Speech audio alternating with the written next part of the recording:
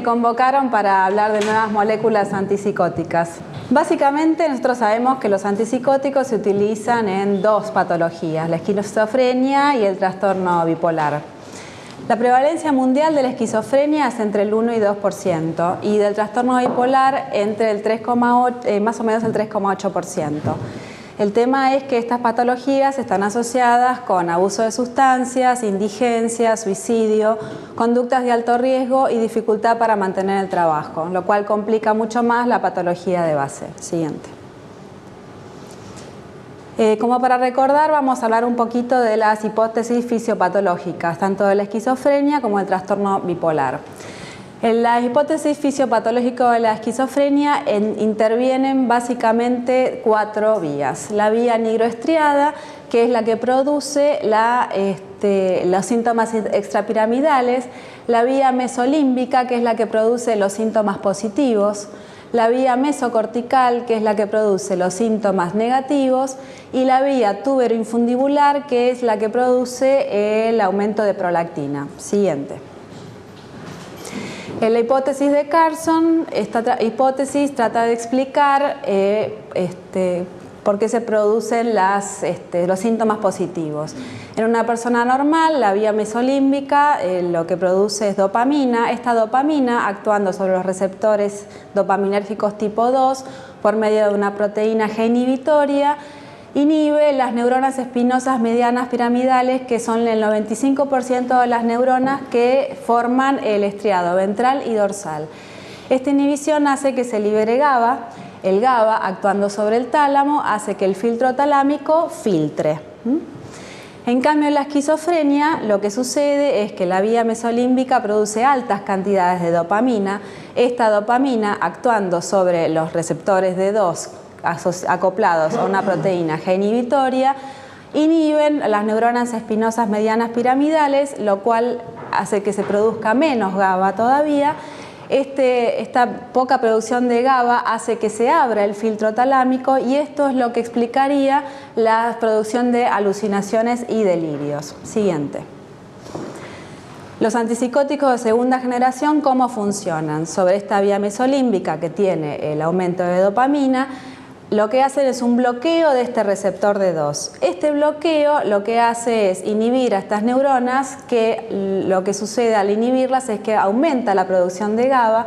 Al aumentar la producción de GABA, el tálamo vuelve a filtrar y esto es lo que haría que las alucinaciones y los delirios desaparezcan o disminuyan. Para los síntomas negativos de la esquizofrenia, lo que explica la teoría es que la vía mesocortical, que produce dopamina, esta dopamina, actuando sobre receptores D1, no D2, D1, que están acopladas a una proteína G estimulatoria, esto lo que produce es un aumento del AMP cíclico. El aumento del AMP cíclico fosforila el CREB, que es una sustancia que está dentro de las células. El CREB lo que interviene es en la fase tardía de la potenciación a largo plazo, que es lo que es la base del aprendizaje y la memoria. Esto es lo que produciría, son los síntomas negativos. ¿Sí? Siguiente. Para los síntomas extrapiramidales, el bloqueo de los receptores 5-HT2A, que es lo que produce los antipsicóticos, tienen un doble mecanismo. Por un lado, el bloqueo dopaminérgico y por otro lado, el bloqueo de los receptores 5-HT2A. En la vía nigroestriada, este bloqueo produce un aumento de la dopamina y este aumento de la dopamina es lo que produce una menor aparición de síntomas extrapiramidales. ¿Sí? Siguiente. Los antipsicóticos, ¿en qué se diferencian los clásicos de los atípicos o los de la segunda generación? El antipsicótico clásico, básicamente, cuando se pega al receptor D2, lo que produce es que la droga queda acoplada mucho tiempo en el receptor y esto es lo que produce los síntomas secundarios. En cambio, los de segunda generación se pegan al receptor pero rápidamente se despega. Por esto es la explicación por lo cual los atípicos producen menos cantidad de síntomas secundarios. Siguiente. Esto es lo mismo explicado de otra manera, donde bueno, el receptor se acopla y queda pegado la molécula antipsicótica al receptor. En cambio, en el atípico se pega y se despega. Este pegarse y despegarse es lo que hace que haya menos síntomas secundarios. Siguiente. En el trastorno bipolar, la fisiopatología es un poquitito más compleja. Estas son las zonas cerebrales que intervienen. En el trastorno bipolar tenemos la corteza prefrontal, el núcleo accumbens, la amígdala, el hipocampo, el tálamo y la corteza cingulada. Siguiente. Esto trata de resumir cuál sería la fisiopatología del trastorno bipolar. Básicamente lo que sucede es que por medio de distintas proteínas intracelulares se produce una alteración en la síntesis de neurotransmisores. ¿Sí? Como tenemos que ir rápido, vamos a pasar a la siguiente. Intracelularmente, estos neurotransmisores producen alteraciones en la síntesis de proteínas y de neurotransmisores, y esto es lo que explicaría la fisiopatología del trastorno bipolar. Siguiente. Lo mismo explicado de otra manera. Siguiente. ¿Qué ha pasado con los antipsicóticos? Han sufrido una evolución desde la aparición del primer antipsicótico hasta lo que sucede hoy en día. Antes de la aparición de la clorpromazina, que fue el primer antipsicótico descubierto casi casualmente, los tratamientos que se utilizaban en los pacientes psicóticos era el shock insulínico, la psicocirugía y el electroshock. En el año 1951 se descubren las propiedades anestésicas básicamente de la clorpromazina. Luego se probaron en distintos pacientes con síntomas psicóticos, se vio que se producía importante sedación y maravillosamente también lo que sucedía era que desaparecían o se disminuían los delirios y las alucinaciones. A partir de ese momento, del 1951, que es cuando se descubre la clorpromazina, hasta el año 75 se descubren más de 40 antipsicóticos. En Estados Unidos se aprueban 15, pero en el mundo 40, entre los cuales tenemos estos que son más conocidos, ¿no? Los que anoté, pero hay más de 40. Se corrió el slide, era prolijo. Cuando pasó esta computadora se encimó. En el año 71 se descubre la clozapina, pero después de tiempos de ensayo se ve que produce agranulocitosis, entonces se saca del mercado y finalmente en el año 90 Estados Unidos la aprueba para su utilización en pacientes psicóticos, pero con la precaución de hacer los análisis sanguíneos correspondientes para hacer el seguimiento de cualquier patología a nivel sangre que pudiera aparecer. En el año 93 se aprueba la risperidona, en el 96 la olanzapina, la quetiapina en el 97, la ciprasidona en 2001, el aripiprazol en el 2002, la paliperidona en el 2006, la loperidona en el 2009 y la acenapina también en el año 2009. Estas son las más nuevas. La loperidona, acenapina y lurasidona. Siguiente. Cuando se descubrió la clorpromazina fue maravilloso y estas son las propagandas que aparecían en la década del 50 de los efectos fantásticos de la clorpromazina, se llamaba Toracine. Básicamente lo que se pensaba en ese momento era que el paciente psicótico era un paciente peligroso, esto era lo que se decía en ese momento. También se usaba para la agitación senil, para los pacientes con cáncer, en alcoholismo agudo, en el parto también se utilizaba, para el estrés emocional del ama de casa, para las náuseas y los vómitos y para el asma severa, ¿no? Fue una droga maravillosa en su momento. ¿Qué pasó con la aparición de antipsicóticos en Estados Unidos? Lo que empezó a suceder fue que los pacientes fueron siendo desinstitucionalizados. En el año 55 había 558.000, casi 560.000 pacientes internados. A medida que van pasando las décadas, por el uso de antipsicóticos, los pacientes van siendo desinternados. bueno, acá falta, esto es 80, esto es 90. A partir del año 90 hay un cambio en las políticas de internación de Estados Unidos con cierre de muchos hospitales, con lo cual hoy por hoy es bastante complicado saber cuántos pacientes hay internados, porque hay muchos pacientes que deberían estar internados y están en cárceles o en comisarías o son indigentes. Esto es por un cambio de políticas por cuestiones económicas. Siguiente. Actualmente los antipsicóticos disponibles aprobados por la FDA son para la esquizofrenia la clozapina, que después vamos a ver que nunca de primera elección, la paliperidona, que también está aprobada para el trastorno esquizoafectivo, la iloperidona y la lurasidona. Para la esquizofrenia y el trastorno bipolar tenemos risperidona, que también está aprobada desde el año 2003 para la irritabilidad en el autismo, la olanzapina desde el año 96, la quetiapina, que también está aprobada para la depresión bipolar y para la depresión mayor como adyuvante, la ciprasidona, el aripiprazol en irritabilidad en autismo también y en depresión mayor, y la acenapina. Siguiente. Los fármacos aprobados para la FDA, para el trastorno bipolar, bueno, acá tenemos la historia, ¿no? Empezando por el litio, la carbamazepina tardó en Estados Unidos mucho tiempo en ser aprobada, en Europa y en Japón ya se usaba desde hace mucho tiempo, pero en Estados Unidos tardó. Para el mantenimiento tenemos estas drogas y para la depresión tenemos la olanzapina con la fluoxetina y la quetiapina. Siguiente. Bueno, acá dice nuevos antipsicóticos, ahí abajo dice clozapina.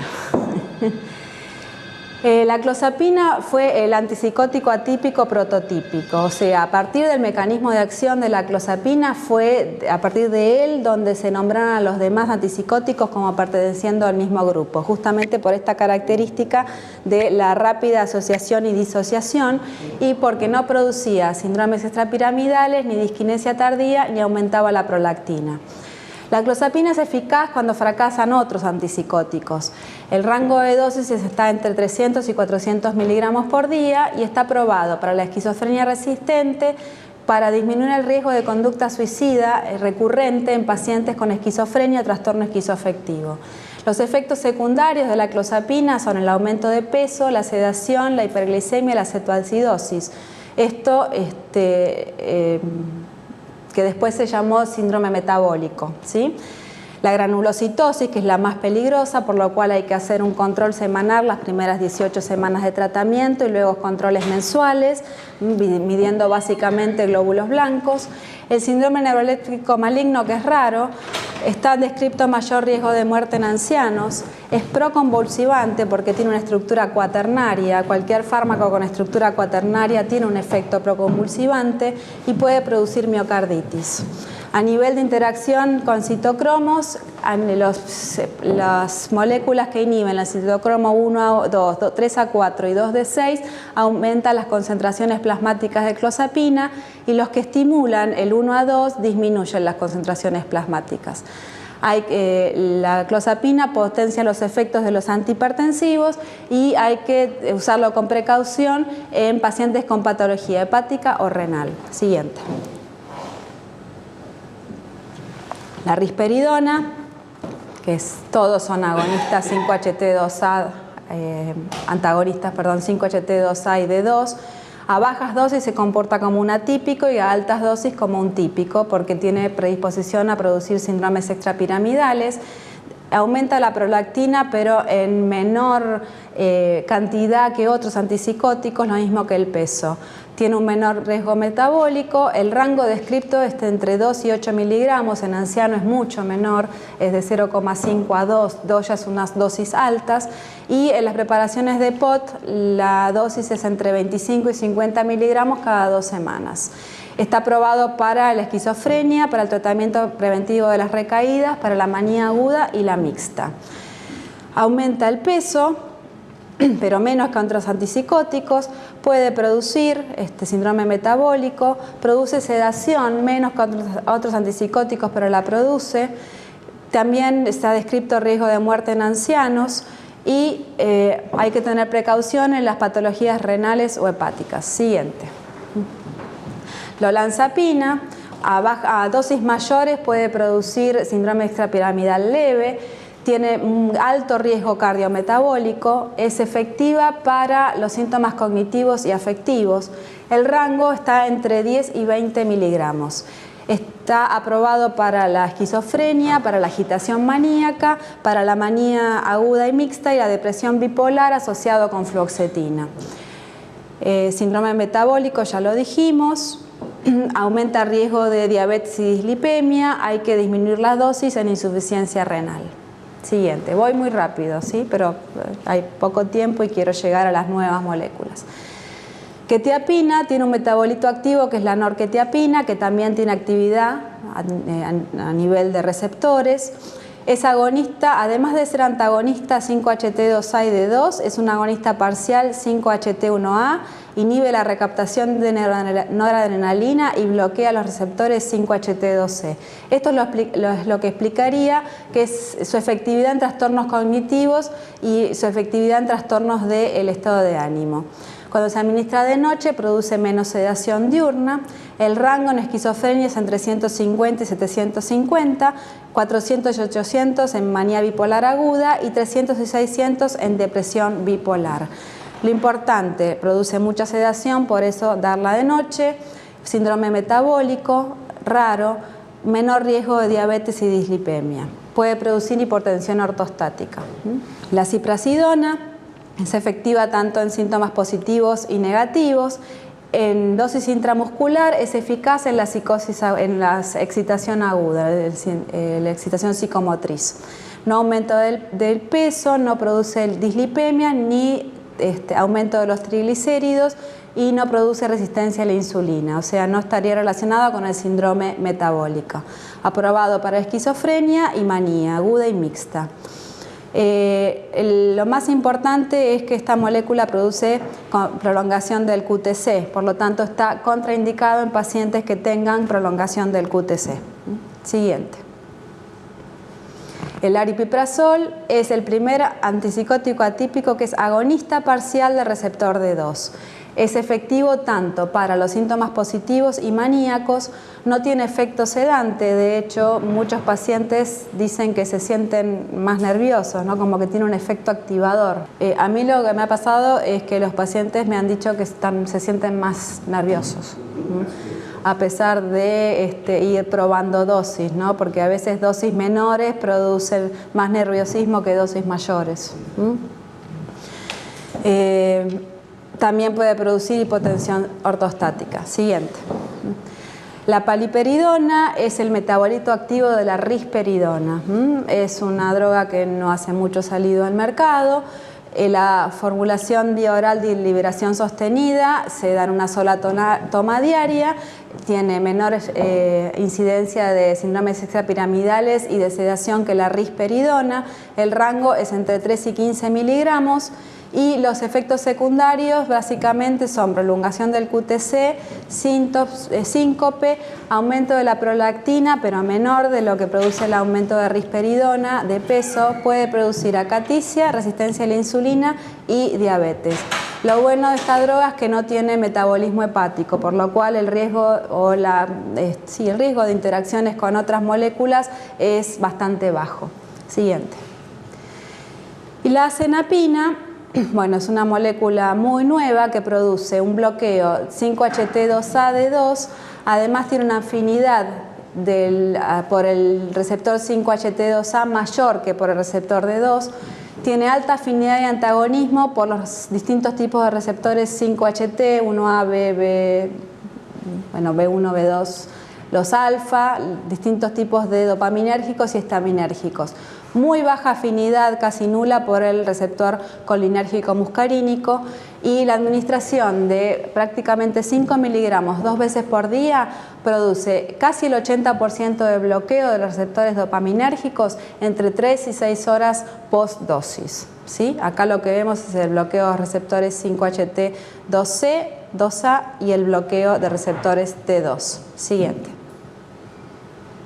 Comparado con otros antipsicóticos, la PK, o sea, la constante de disociación, vemos que la asenapina tiene un bloqueo de 2 aproximadamente con una PK de 9, la clozapina está en 7, la olanzapina en 8, quetiapina sería un 6 y risperidona en 8.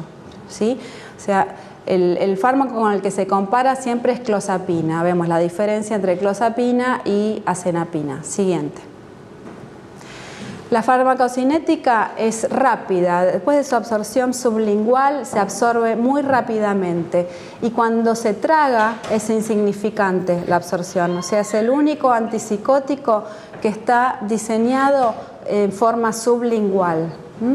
La biodisponibilidad en dosis únicas es del 35% en sublingual y va aumentando en las dosis subsecuentes. Tiene una distribución alta, una unión a proteínas del 95%, una Tmax de 60 minutos y una vida media de 24 horas.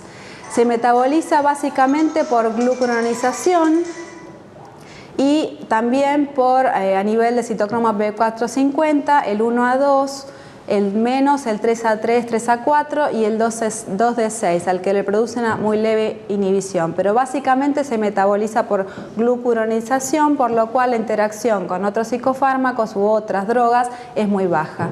La excreción es renal con metabolitos inactivos y está aprobada para esquizofrenia y trastorno bipolar. Siguiente. ¿Cómo se administra? ¿Qué dosis? En el tratamiento agudo de la esquizofrenia, la dosis de comienzo son 5 miligramos sublinguales siempre 2 veces al día. La dosis recomendada es 5 miligramos 2 veces por día y la dosis máxima es 10 miligramos 2 veces por día. Esto es para el agudo. Para el mantenimiento en esquizofrenia, 5 miligramos 2 veces por día por una semana y luego 10 miligramos sublinguales 2 veces por día. Para la dosis máxima también 10 miligramos 2 veces por día. Para la manía, en adultos 10 miligramos sublingual 2 veces por día, recomendada entre 5 y 10 y mantenimiento 10. Y asociado a litio valproato disminuye la dosis de 5 miligramos 2 veces al día la dosis de comienzo. Siguiente. Los efectos adversos más importantes que presenta la azenapina, si bien no son frecuentes, hay que describir la acaticia y la hipoestesia oral. Esto es lo más descripto en esquizofrenia. Y en trastorno bipolar, la somnolencia y el vértigo.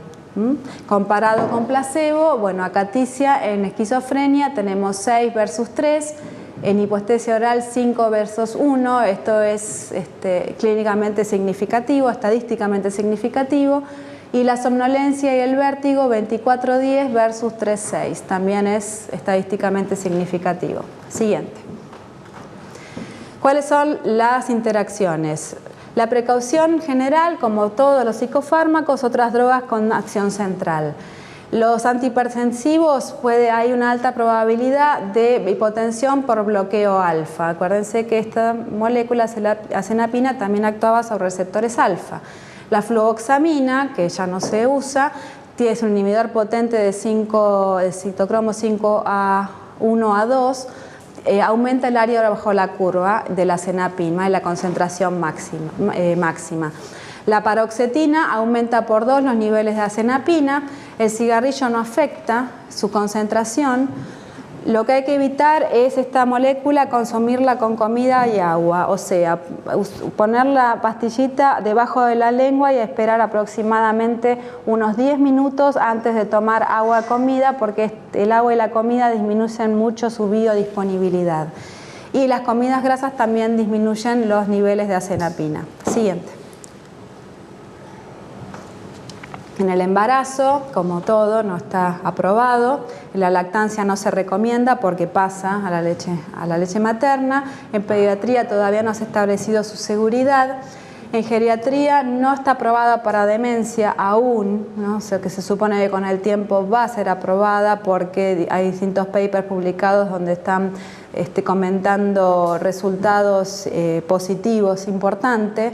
No necesita ajuste en insuficiencia renal, está contraindicada en insuficiencia hepática severa y también hay descritas reacciones de hipersensibilidad, anafilaxia, angioedema y rash.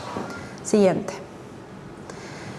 Es el único antipsicótico de uso sublingual. Ustedes se preguntarán, bueno, y un paciente con un brote agudo de esquizofrenia que está reventando todo, ¿cómo hago para decirle que se ponga la pastillita abajo de la lengua, que espere un ratito y que no me coma el dedo?